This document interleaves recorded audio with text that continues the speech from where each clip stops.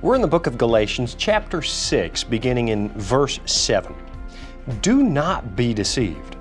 God is not mocked. For whatever a man sows, that he will also reap.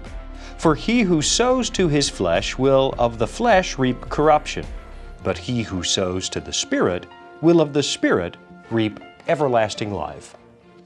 I recently heard a prominent radio preacher speak on this passage in Galatians, and he made a very important observation.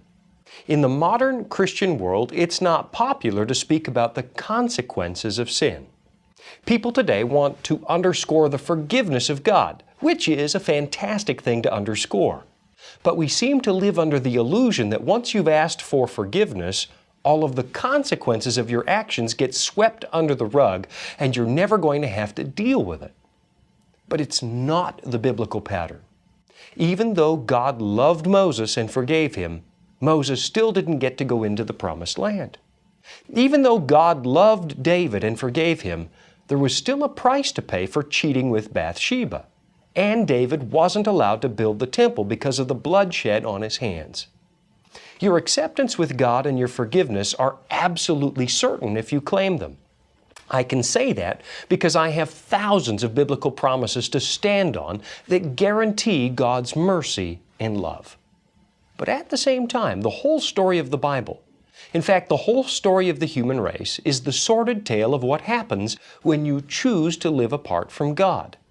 And while God's forgiveness is absolutely available when we sin, it's not the best case scenario.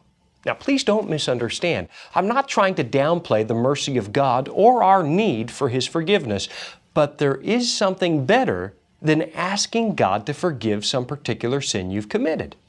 And that's to not commit the sin in the first place. Let's be honest about this subject.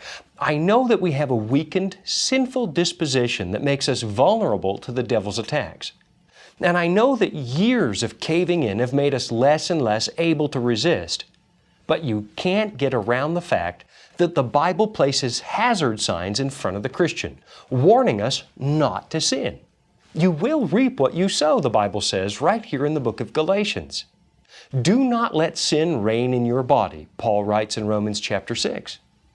When Paul writes about the power of the resurrection in 1 Corinthians 15, he says, "Awake to righteousness and sin not." The fact remains that every time we commit a sin, it's because we wanted to do it. We made a choice. Our willpower might be weakened by years of sinning, but we still made the choice to do it.